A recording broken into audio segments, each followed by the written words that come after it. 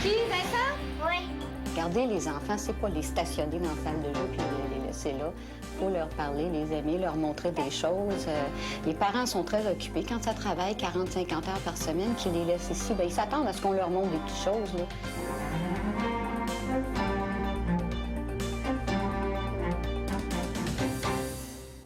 Bonsoir, ici Pierre Maisonneuve. La vie de famille aujourd'hui avec des enfants, ça veut dire une course contre la montre, de la maison au travail, en passant par la gardienne ou la garderie, dont les dirigeants et le personnel crient actuellement au secours. Ce soir, à enjeu, des enfants, pour le meilleur et pour le pire. Le 27 novembre dernier, des milliers de gens sont descendus dans les rues de Montréal pour dénoncer le sous-financement des garderies.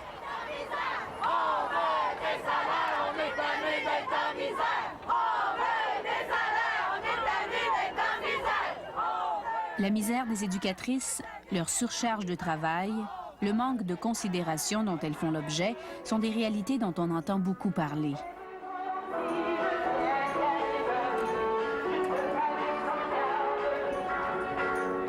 Elles ne représentent pourtant que la pointe de l'iceberg.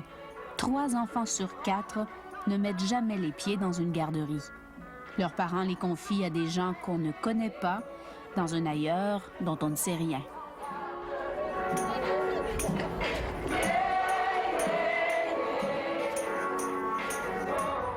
La garderie n'est pas nécessairement le premier choix de la part des parents qui souvent préfèrent l'environnement familial chez la gardienne, surtout pour les plus jeunes. Après la pause, une place pour le petit.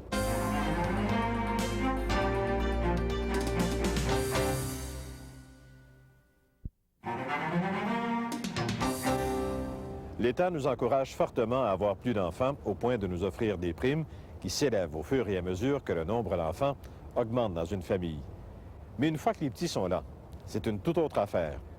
Le gouvernement conservateur nous a bien promis un réseau national de garderies, mais il a vite compris à l'époque qu'il n'avait pas les moyens de réaliser une telle politique.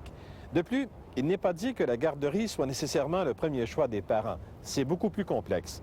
Mais il y a une chose qui est évidente. Le choix d'un endroit ou d'une personne à qui confier son enfant, c'est toujours un choix difficile, angoissant. Madeleine Roy et Annie Boudin ont vécu de très près l'expérience de 2 mères aux prises avec ce problème qui touche des milliers de parents.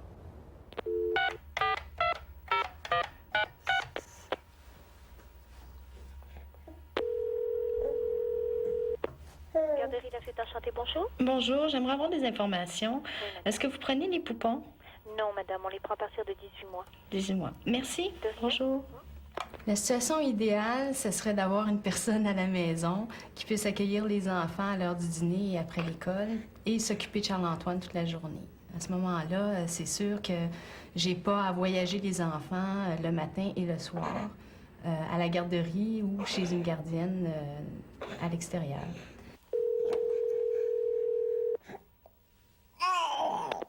Garderie Barbie, bonjour. Le pire scénario, ce serait d'envoyer Charles-Antoine dans une grosse garderie, puis d'avoir les enfants en milieu scolaire. Louise Hébert est greffière à la Cour municipale de Verdun. Son congé de maternité se termine dans 2 mois. Ce matin, elle a entrepris le ratissage de son quartier. C'est la chasse à la gardienne. Aujourd'hui, j'ai passé la journée au téléphone. J'en ai fait une trentaine dans les garderies, dans les agences de services de garde, puis dans des petites annonces que j'ai prises là, dans le journal local. Sur 15 garderies de mon quartier, j'en ai trouvé 3 seulement qui offraient le service pour les poupons.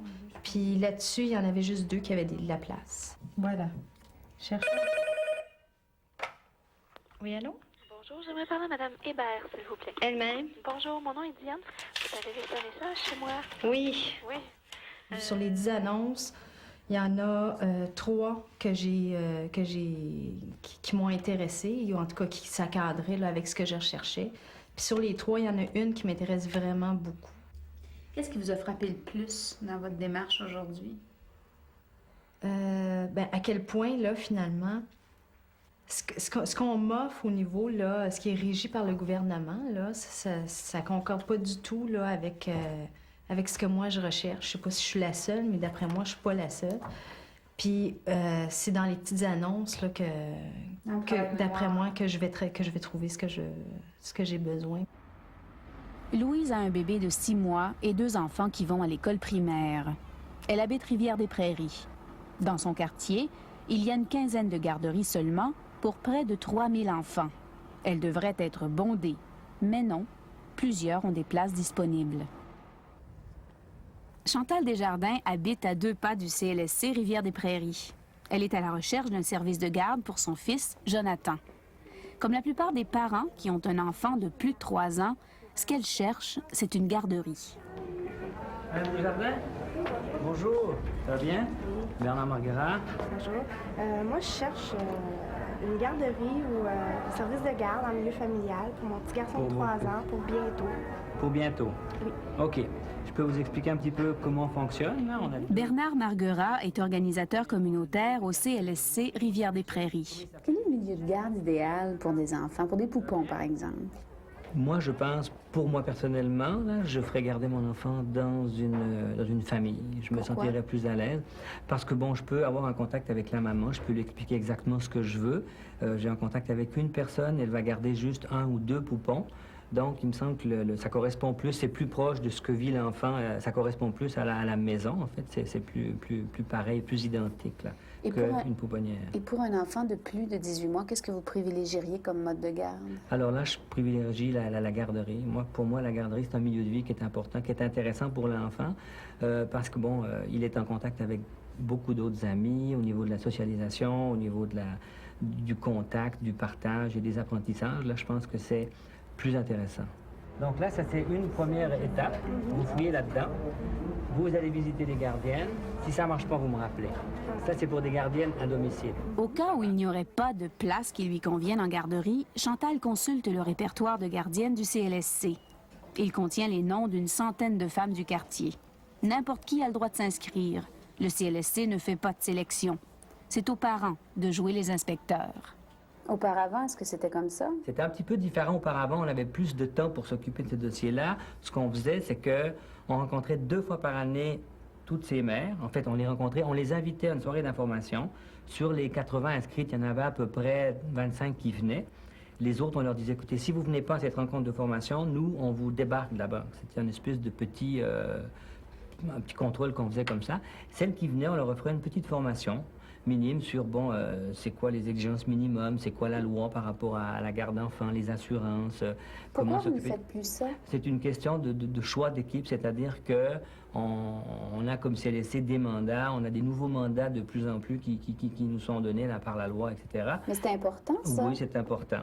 Mais pour l'instant, c'est clair qu'on ne le fait plus. On n'a plus le temps de le faire.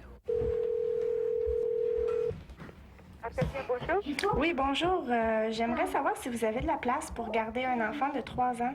La recherche d'un service de garde, c'est dur, parce qu'on est seul devant le doute. Seul pour choisir à qui on confiera ce qu'on a de plus précieux au monde. L'Office des services de garde à l'enfance, un organisme gouvernemental, fournit une liste des garderies et des agences de services de garde en milieu familial qui possèdent des permis. Mais le permis n'est pas une garantie de qualité. Est-ce qu'un enfant est plus en sécurité dans un milieu familial qui fait partie d'une agence de garde en milieu familial ou dans un autre milieu familial? Ça devrait être une garantie de qualité. Il reste que, bon, il y a des agences de garde qui ont des permis jusqu'à 250 ou 300. C'est beaucoup. Alors, dépendant du nombre d'employés dans l'agence de garde, c'est bien évident que contrôler, je sais pas moi, 60 gardiennes à tous les mois, peut-être qu'il y en a qui le font. Je ne sais pas, là. Ça devrait être une garantie, je ne suis pas sûr que ça l'est toujours. Où la garderie? Au cours de sa recherche, Chantal a visité un service de garde en milieu familial accrédité par l'Agence du Montréal métropolitain. Cette agence prétend qu'elle visite 2 fois par mois tous ses membres. Chantal, est-ce que vous laisseriez Jonathan dans cette garderie-là, dans ce service de garde en milieu familial? Jamais. Pourquoi? C'était très malpropre, très noir. C'était pas sécuritaire. Les portes étaient toutes ouvertes sur le passage dans l'entrée du bloc. Il y avait des courants d'air. c'est ça. Il était très mal organisé. Est-ce qu'il y avait des jouets? Vraiment pas beaucoup. C'était très bruyant. La télévision était ouverte. Le canal entrait mal, donc ça grichait. J'entendais presque pas ce que la personne me disait. Au niveau de la salubrité, de l'hygiène? C'était très mal propre. Les brosses à dents sont toutes dans un bocal en plastique qui trempe dans ça d'eau, sale. Au niveau du prix, comment elle demandait? En premier, c'était 106 $ par semaine. Ensuite, c'était... je lui ai dit que mon budget, bon, c'était environ 75 $ par semaine. Elle a accepté 75 $ par semaine. Puis par la suite, elle m'a dit qu'on pouvait toujours s'arranger pour 35, même en bas de 75, puis ensuite, elle m'a dit 35. L'agence, elle assure un minimum, là, OK? Elle assure un minimum de formation et d'encadrement avec les visites qu'elle fait, etc. Et la gardienne qui ne correspond pas va être exclue de l'agence. Nous, on dit souvent, par exemple, aux mères qui viennent ici, tu choisis 10 gardiennes, OK? Tu vas t'en trouver une. Bon, elle sait ton horaire, elle sait quand tu travailles. Faites des visites surprises comme une agence de garde. Une journée, le lundi, la gardienne s'attend à ce que tu rentres à 6 heures. Ben, tu arrives à 3 heures chez elle. Si le petit est devant la télévision, qu'il a les couches toutes mouillées, puis qu'il braille, puis que, bon, t'écoutes même à la porte, il y en a qui le font, ben, vous allez peut-être avoir une bonne idée sur c'est quoi la gardienne que vous avez embauchée, puis dire, ben, je m'excuse, madame, mais ça marche plus. Donc, les parents sont les premiers responsables, d'après nous. Ici, là, c'est combien d'enfants par éducatrice? C'est 8. C'est toujours 8 enfants par éducatrice, c'est ça? Permis ou pas, les parents doivent ouvrir l'œil. Il y a 921 garderies au Québec et 123 agences de services de garde en milieu familial. Pour s'assurer de la qualité des services offerts dans tous ces établissements, l'Office des services de garde à l'enfance dispose de 8 inspecteurs. On dirait que l'État dit « faites des enfants » et un coup qu'on a les enfants, il nous dit « débrouillez-vous avec vos problèmes ». Il y a un petit peu de ça, je veux dire, c'est vrai que le gouvernement, il y a des beaux discours, là, il y a eu en tout cas des beaux discours. Bon, on pourrait poser la question à M. Chrétien, ce serait intéressant, il vient d'être élu, là, et puis il a promis des millions pour les garderies, pour les femmes, etc. Là, on verra qu'est-ce qu'ils vont faire. Il manque d'argent, ça c'est clair. Il y a des problèmes d'accessibilité pour les femmes, il manque d'argent, il manque de garderies, il manque de places poupons, et ça c'est dramatique, ça c'est clair. OK, ici c'est pour les plus grands, puis Jonathan, il serait gardé où? En 1989, le gouvernement du Québec a promis de créer 60 000 places de garde en 7 ans. Il est en voie de réaliser son objectif. L'ex-gouvernement conservateur a, quant à lui, sonné le glas du programme national de garderie qu'il avait promis. Jean Chrétien a fait des promesses lui aussi. 700 millions de dollars en 3 ans pour créer 150 000 places en garderie, à condition que la croissance économique soit de 3 % par année. 150 000 places en 3 ans, c'est bien, mais c'est plus d'1 million de places dont on aurait besoin pour que tous les petits Canadiens de moins de 6 ans aient accès à une place en service de garde-régie. Mais est-ce qu'on a vraiment besoin d'un programme national de garderie qui va coûter des milliards de dollars? Est-ce que c'est ça dont les parents ont besoin des garderies? Moi, je pense qu'on a besoin, c'est que les subventions soient des subventions adéquates pour permettre aux femmes qui désirent retourner sur le marché du travail de pouvoir le faire. Actuellement, les subventions ne sont pas suffisantes, d'après moi. Jocelyne Touga est directrice exécutive de l'Association canadienne pour la promotion des services de garde à l'enfance. C'est mal posé la question. On n'a pas les moyens de ne pas se le payer. Quand on voit le bénéfice qu'une bonne partance, comme je disais, pour nos enfants, les bénéfices sociaux et économiques, on n'a pas les moyens. On sait, puis bon, les études le démontrent, autant aux États-Unis qu'en Europe, pour chaque dollar investi dans la petite enfance, on économise 7 ou 8 dollars lorsqu'ils ont 20 ans. Il y a des études de longitudinales, donc on n'a pas les moyens de ne pas le faire. Ce que je vais faire, c'est que je vais me trouver un service de garde en milieu familial non régi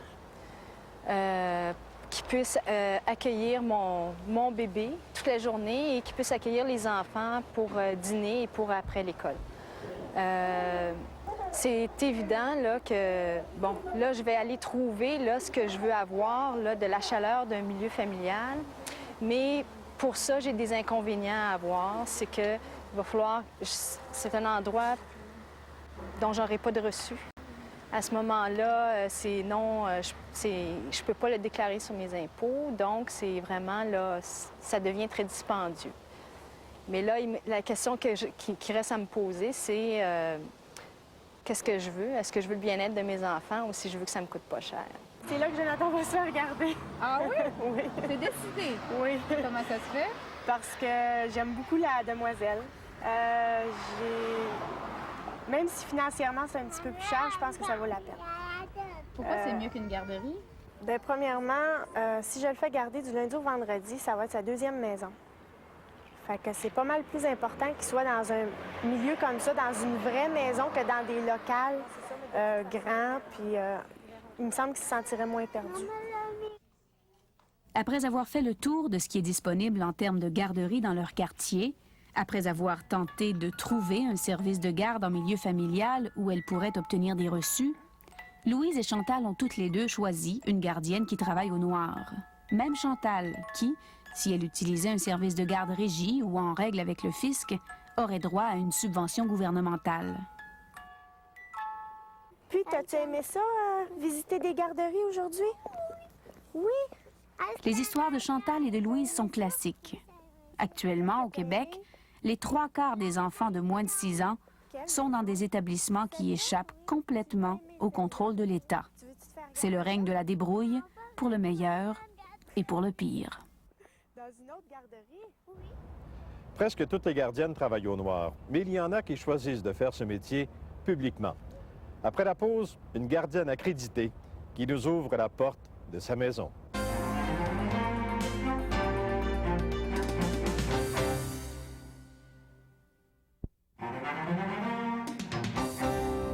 Qu'est-ce que vous diriez si je vous proposais un travail de 60 heures par semaine avec un revenu qui varie entre 200 et 300 $?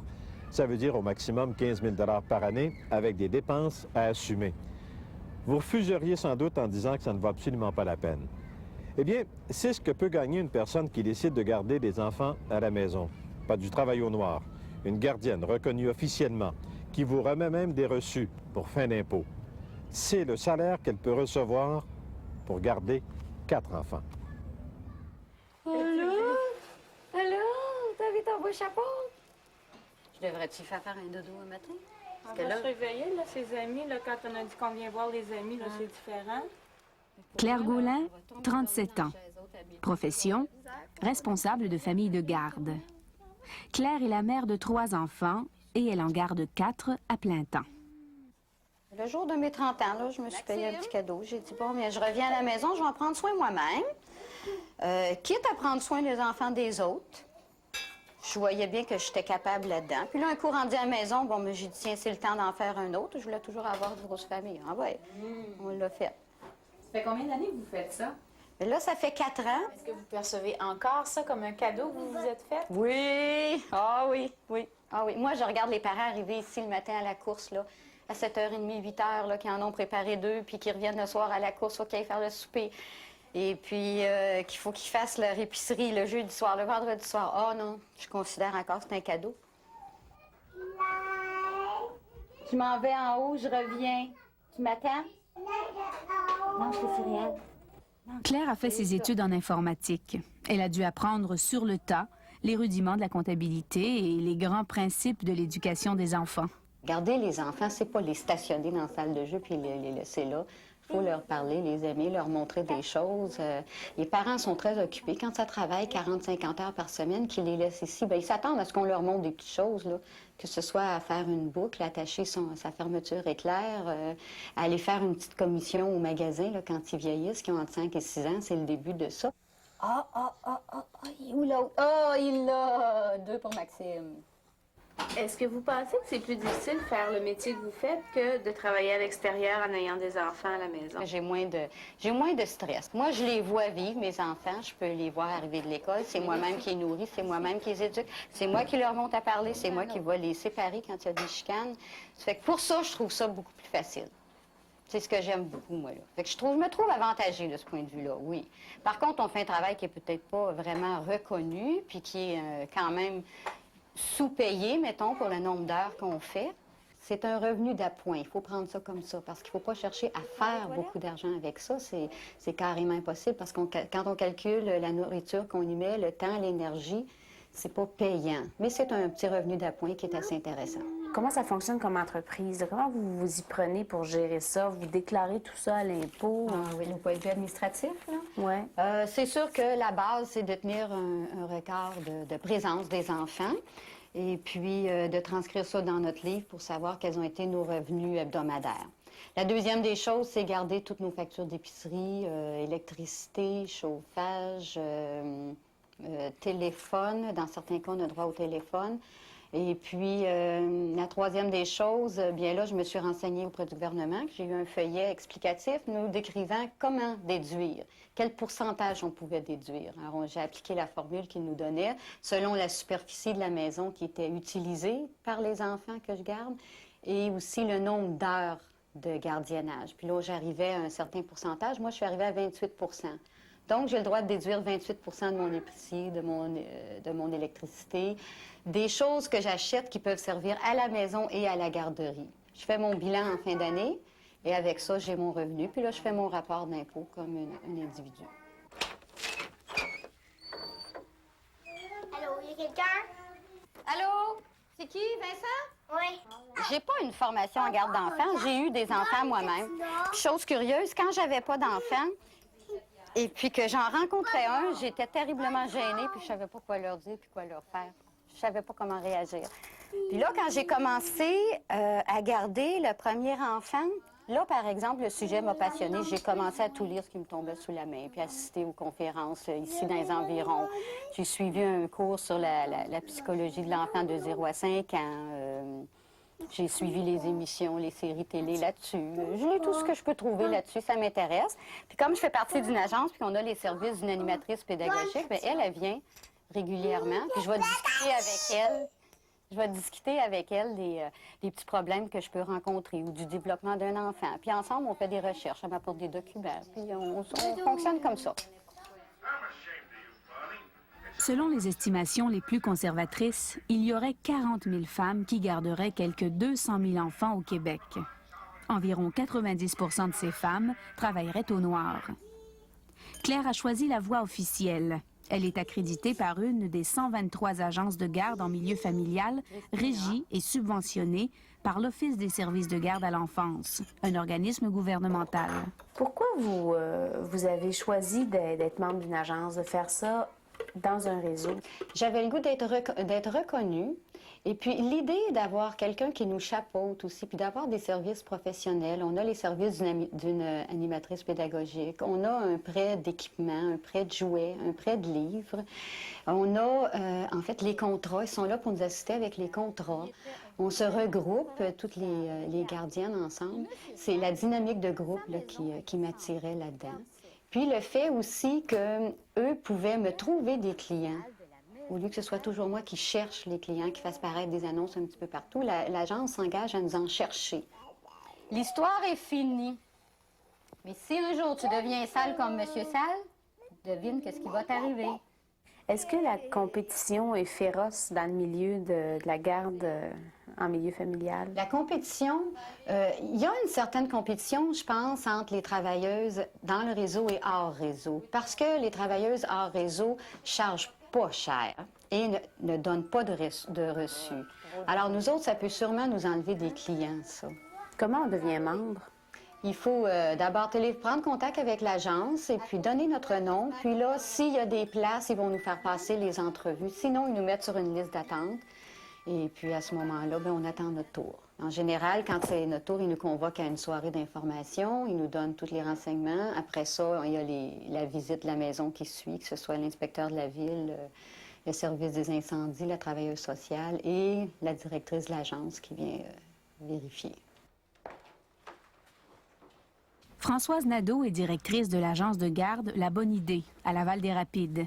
C'est l'agence dont Claire fait partie. Comment ça se passe, l'accréditation d'une famille de garde?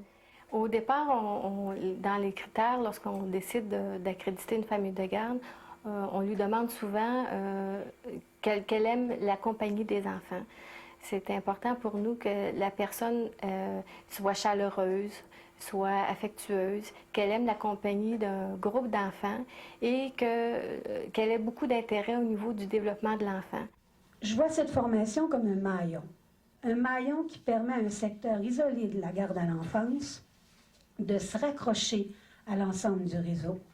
Il y a quelques semaines, Téléuniversité lançait un outil de formation à l'intention des femmes qui gardent des enfants chez elles.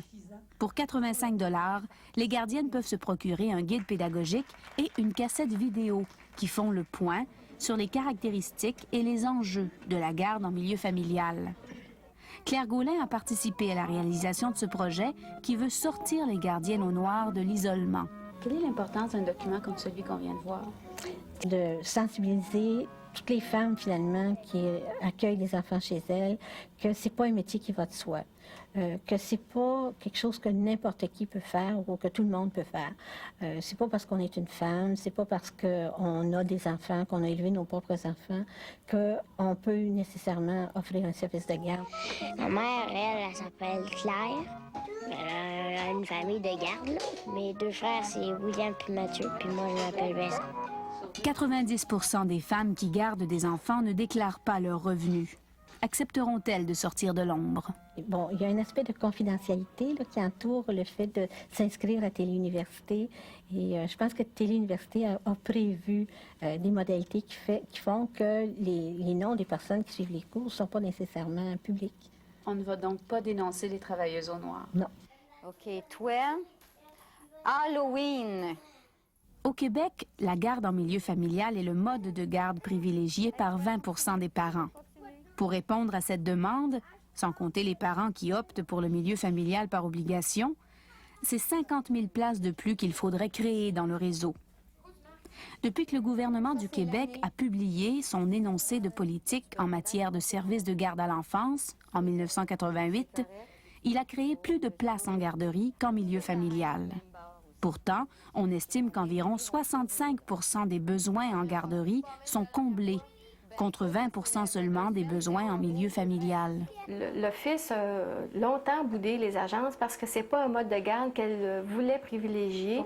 C'est un mode de garde qui lui a été imposé parce que ça existait déjà, parce que c'était le mode de garde le plus facile à mettre sur pied, le moins coûteux. C'est facile d'aller conduire son enfant chez la voisine, de lui demander de garder son enfant quand on lui fait confiance. Mais pourquoi l'Office vous boude, selon vous? Pourquoi l'Office boude ce mode de garde-là? Je pense qu'il y a une raison au niveau du contrôle et au niveau de la supervision. C'est difficile de contrôler des milieux privés et je pense que c'est une des raisons pour laquelle l'Office ne développe pas aussi bien la garde en milieu familial.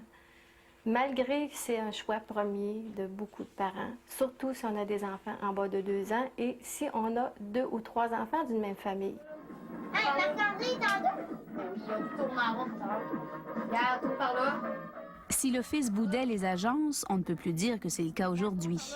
Pour la première fois en 1993, on a créé plus de places de garde en milieu familial qu'en garderie. Et on n'y est pas allé avec le dos de la cuillère. On a autorisé 4000 nouvelles places en milieu familial contre 2500 en garderie. Malgré cela, beaucoup d'agences de garde auraient des listes d'attente. Des listes de gardiennes qui attendent d'être accréditées et des listes de parents qui cherchent une gardienne accréditée. Certaines agences qui pourraient, au lieu d'avoir 60 places au permis dans leur quartier, dans leur région, pourraient se rendre jusqu'à 150 places, pourraient recevoir plus d'enfants. Alors, il faudrait peut-être investir dans les agences qui existent présentement pour développer des nouvelles places dans les agences existantes et mettre sur pied vraiment d'autres agences.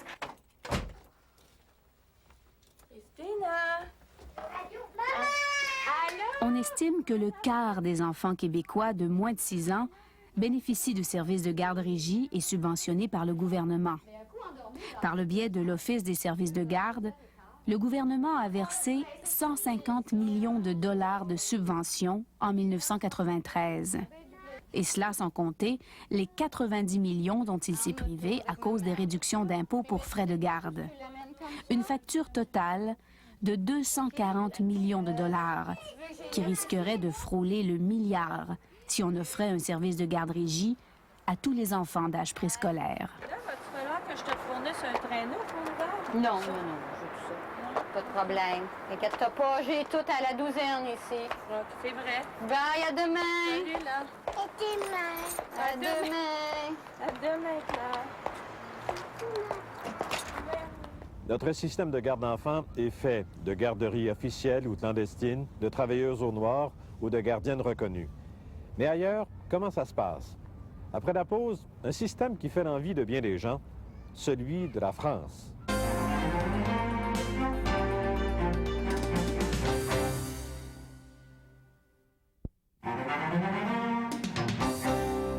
Lorsque nos enfants commencent l'école à 4 ans ou à 5 ans, ça règle une partie des problèmes des garderies. En France, c'est encore plus tôt. Tout le monde va à la maternelle à 3 ans et parfois même à 2 ans. Presque des bébés à l'école. À cela vient s'ajouter tout un réseau de garderies et de gardiennes appuyés par les pouvoirs publics, les communautés et même les entreprises. C'est qu'en France, la garde des enfants, c'est une affaire d'État. Non, vous n'êtes pas dans la cuisine d'un grand restaurant. Qu'est-ce qu'il nous a préparé, Laurent, pour le déjeuner? Vous êtes dans une crèche parisienne où la fine cuisine est au menu tous les jours.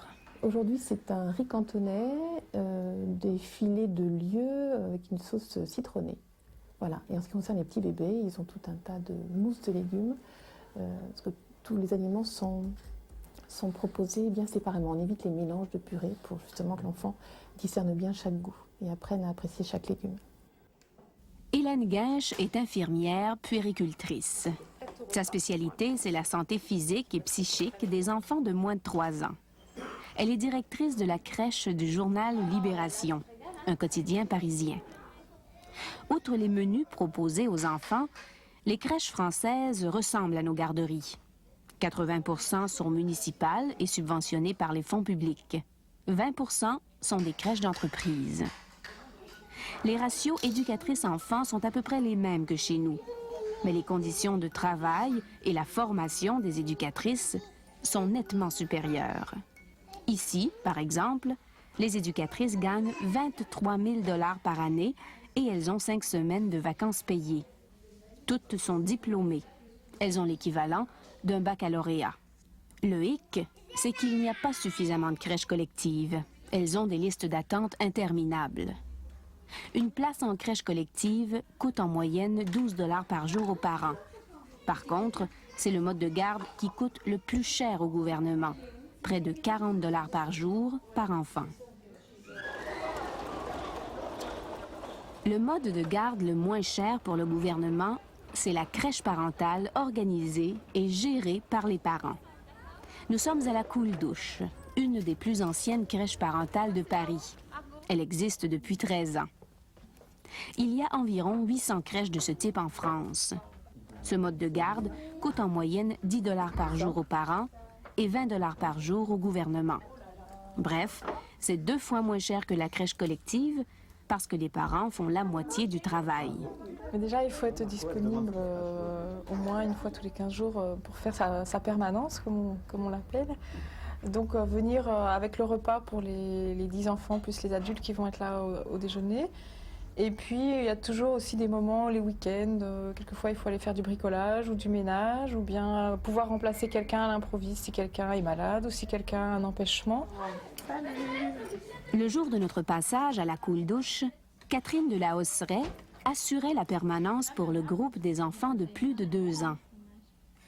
2 parents doivent être à la crèche chaque jour pour préparer les repas et pour prêter main forte aux 2 éducatrices qui sont là à plein temps. C'est comme une espèce de bulle, on vient ici, on doit s'occuper des enfants, du sien et des autres, ce qui n'est pas toujours facile. Et on est là pour être disponible et c'est quelque chose d'assez reposant, paradoxalement. Et puis... Est-ce que ça vous aide en tant qu'éducatrice vous-même? Oui, ça aide parce qu'on n'est pas isolé déjà. Il y a un échange qui peut se faire avec d'autres parents, avec l'éducatrice aussi. Et puis, c'est aussi des liens qui se créent entre les enfants, qui sont assez forts, qui peuvent se retrouver plus tard. Pour les éducatrices aussi, l'expérience de la crèche parentale est enrichissante. Evelyne Hamdi est éducatrice du groupe des enfants de moins de 2 ans. Les parents sont des éducateurs à leur niveau. Je pense que c'est aussi important d'avoir une formation d'éducateur, mais en même temps, dans la mesure où ils sont intéressés par par l'endroit là où ils s'investissent et par le lieu, ils apportent, ils sont aussi éducateurs et ils nous renvoient à nous, en tout cas en tant qu'éducateurs, des nouvelles idées, des nouveaux modes de fonctionnement. Ils nous permettent de nous remettre en question. Il a retiré son beau ruban bleu et puis la nuit venue... Présentement, les crèches parentales accueillent un faible pourcentage des petits Français. Mais le modèle est en croissance. En période de restrictions budgétaires, de chômage ou de temps partiel forcé, la crèche parentale pourrait être une voie d'avenir pour le Canada, comme elle semble le devenir en France. François Bernard est président de l'Association régionale des crèches parentales et membre de la Coule Douche. Non seulement de faire des économies, mais de garder un lien avec les enfants. Quand on fait des enfants, c'est pas pour les abandonner à 3 mois. Enfin, moi, c'est ce que je trouve, et ce que trouvent beaucoup de parents. Ils n'arrivent pas à faire autrement. Donc moi, je pense qu'il y a beaucoup d'avenir dans ce type de structure. Viens, Charles. Et puis Timothée, grand, il marche, lui. Le mode de garde qui se développe le plus rapidement en France, c'est la crèche familiale. Marie-Thérèse Pelletan, 53 ans, garde des enfants depuis 25 ans. C'est une assistante maternelle agréée par une crèche familiale, l'équivalent de nos agences de services de garde en milieu familial. Comme toutes les assistantes maternelles de France, Madame Pelletan n'a pas le droit de garder plus de 3 enfants chez elle. Elle travaille 4 jours par semaine et gagne 20 000 $ par année. Tout le matériel dont elle a besoin lui est fourni par la crèche dont elle fait partie. Jouets, lits, poussettes, etc. Chaque semaine, elle bénéficie d'un petit répit. Elle va reconduire le plus vieux, Timothée, à la crèche pour une demi-journée, afin qu'il rencontre d'autres enfants et qu'il soit vu par un médecin. Les conditions de travail de Mme Pelletan n'ont rien à voir avec celles des gardiennes de chez nous. Pour vous, c'est quoi l'avantage d'être membre d'une crèche familiale plutôt que d'être une assistante maternelle agréée indépendante? Ben, l'avantage pour moi, c'est que j'ai sans arrêt des enfants qui viennent. Hein. Quand il peut y avoir un départ brusque d'un enfant et la crèche en replace un autre assez rapidement. Nous n'avons pratiquement pas de chômage dans ce système-là. Est-ce que vous avez d'autres avantages? Alors, les autres avantages, oui, on est salarié et pratiquement mensualisé, pratiquement. Vous avez des congés fériés?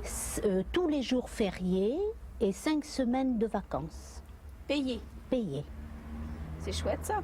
Voilà. Et puis, en maladie, on a les avantages sociaux en maladie. Mais qu'est-ce qui arrive si vous êtes malade une journée? Et alors, les enfants, on prévient la maman, soit la maman s'arrête une journée, ou la crèche replace les enfants chez une autre assistante maternelle. Et vous êtes payé quand même? Par la sécurité sociale, oui. Meunier, tu dors, ton moulin va trop fort. Des assistantes maternelles, il y en a 30 000 en France. Pour être agréées, elles doivent suivre une formation d'au moins 60 heures payée par le gouvernement. Comme au Québec, les crèches familiales ont des listes d'attente de femmes qui veulent être agréées et de parents qui cherchent une assistante maternelle. Mais le gouvernement manque d'argent pour élargir la structure. Les attentes ne sont pas d'ailleurs malheureusement que dans les crèches familiales. Le problème, notre souci, c'est qu'effectivement il y a une réglementation qui fixe un nombre de places maximum dans chaque structure. Au-delà de quoi il faut créer une nouvelle structure parce que nous avons évidemment un souci évidemment de protection de la qualité de l'accueil, donc on ne veut pas non plus qu'on construise des usines à enfants. Donc ceci dit, il y a un décret en préparation qui va sans doute réviser les normes dans le sens d'un certain assouplissement parce qu'il faut bien prendre en compte, disons, cette pression très très forte du terrain. Mais c'est vrai qu'en même temps on est responsable de la qualité de l'accueil de l'enfant. Donc il faut toujours faire un délicat équilibre entre les deux aspects, à la fois créer le plus de places d'accueil possible et en même temps que ça se fasse dans des bonnes conditions. Est-ce que vous avez un problème d'argent? Ça, c'est une question qui est évidemment qu'il y a un problème d'argent. Si on avait beaucoup d'argent, certainement, ça serait plus facile. Mais ça n'est peut-être sans doute pas le seul problème qui se pose dans la matière. Il y a aussi un problème d'articulation des compétences. Il y a un problème de susciter des initiatives. Est-ce qu'il y a un problème de volonté politique? Non, la volonté politique de développer l'accueil de la petite enfance est tout à fait une priorité depuis plusieurs années pour notre ministère. Elle l'est plus que jamais. À ce niveau-là, la volonté politique ne fait pas défaut. Au Québec, les structures d'accueil officielles ne répondent qu'au tiers des besoins. En France, elles répondent à la moitié des besoins. Plus de 50% des petits Français sont gardés par leurs grands-parents ou par des nourrices au noir. Par contre, en France, quand l'enfant atteint l'âge de 3 ans, le problème est réglé. La presque totalité des enfants de plus de 3 ans et le tiers des enfants de 2 ans vont à l'école maternelle et ça ne coûte pas un sou à leurs parents. Le système est entièrement financé par le ministère de l'Éducation. Au Québec, les enfants de certains quartiers défavorisés ont accès à la maternelle à l'âge de 4 ans, mais dans la majorité des cas, c'est à 5 ans que les enfants entrent à la maternelle et encore, ils y vont à mi-temps. À l'école maternelle Daniel Casanova, en banlieue de Paris, l'institutrice Annie Cherney accueille 27 enfants de 2 ans dans sa classe. Est-ce que c'est pas un peu jeune, 2 ans et demi, pour se retrouver à l'école? Non. Non, non, non. Non, les enfants ont envie de passer à autre chose. Ils commencent à s'ennuyer à la maison à 2 ans et demi parce qu'ils sont trop sollicités, ils ont trop d'intérêts extérieurs, ils n'ont plus envie de rester à la maison, sauf bien sûr quelques exceptions, mais en règle générale, ils ont besoin d'être dans la communauté. Nous, on les rend autonomes très rapidement, on les socialise et on leur donne des pré-apprentissages pour les apprentissages futurs de la lecture et de l'écriture et le reste. Pourquoi c'est important d'apprendre aussi jeune à lire, à écrire? On a toute notre vie pour lire, pour écrire, pour faire des mathématiques. Pourquoi commencer à 2 ans et demi, 3 ans, 4 ans? Non, on n'apprend pas à lire et à écrire à 2 ans et à 3 ans. Simplement, on apprend déjà à bien parler le français, à comprendre le sens des mots. Et puis, vous avez vu que l'éducation motrice a une très grande importance dans notre matinée. Parce qu'un enfant qui est bien dans son corps, c'est un enfant qui sera bien dans sa tête. La maternelle à 2 ans est de plus en plus populaire, en grande partie parce qu'elle règle le problème des parents. Par contre, certaines personnes s'inquiètent de voir de plus en plus d'enfants entrer de plus en plus tôt dans la structure scolaire. Particulièrement parce que le ratio enfants-institutrices est extrêmement élevé dans les écoles maternelles françaises. Martine Gruher est psychologue et directrice de l'école des parents et des éducateurs de la région parisienne. À partir de quel âge ça a du bon sens, un ratio de 25-30 enfants par éducatrice, par institutrice? Pas tôt. Je crois que, bon, moi je dirais pas avant l'école primaire. Et encore, parce que quand ils commencent à apprendre, d'ailleurs on fait des efforts en France, la première classe d'école primaire c'est 25, on veille à ce qu'il n'y en ait pas trop parce qu'il y a l'enjeu d'apprentissage de la lecture. Et c'est un peu paradoxal que dans les classes de maternelle on autorise plus d'enfants. C'est pas du tout adapté. Les défenseurs de l'école maternelle à 2 ans prétendent que les ratios élevés sont compensés par l'excellente formation des institutrices.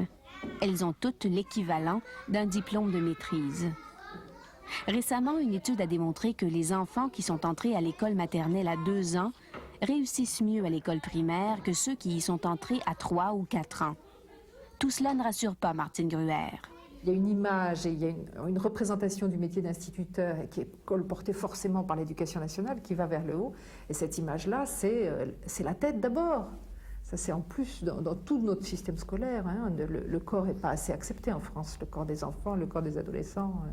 Et alors en ce moment, c'est renforcé, là je pense à notre service par téléphone, il y a une angoisse des parents, je ne sais pas si vous avez la même, autour du diplôme. J'ai dit récemment dans une conférence, finalement aujourd'hui, être bon parent, c'est fabriquer un enfant diplômé.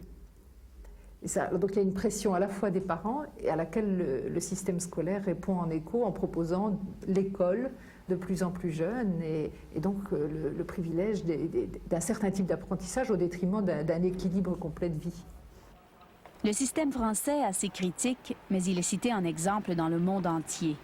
La France dépense près de 9 milliards de dollars par année pour s'assurer que chaque enfant jouit d'un bon départ dans la vie. Pour appliquer la même médecine au Québec, il nous en coûterait au moins 1 milliard de dollars par année. Il faudrait somme toute dépenser 2,5 fois plus d'argent que nous le faisons présentement.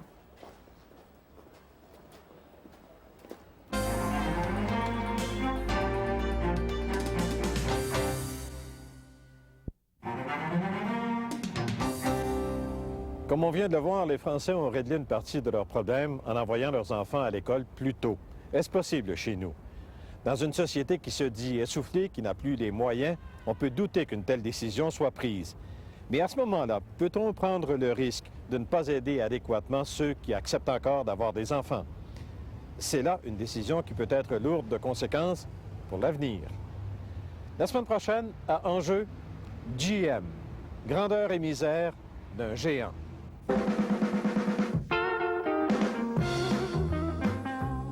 Dans les années 50, l'automobile a façonné l'Amérique. Un monde de banlieue, de drive-in, de motels et de services à l'auto.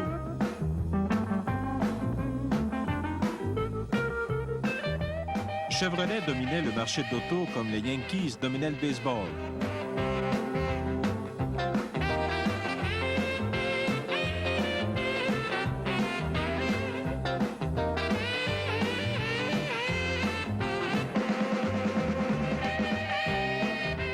GM fabriquait des voitures musclées, des sedans, des Cadillacs de luxe. Elle contrôlait la moitié du marché américain.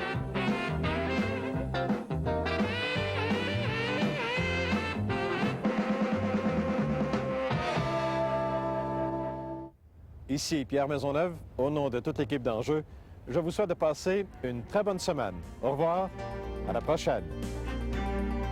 Demain matin, dans le Journal de Montréal et le Journal de Québec, d'autres détails concernant les reportages que vous venez de voir seront publiés. Ne manquez pas la chronique Enjeu le mercredi et le jeudi dans le Journal de Montréal et le Journal de Québec.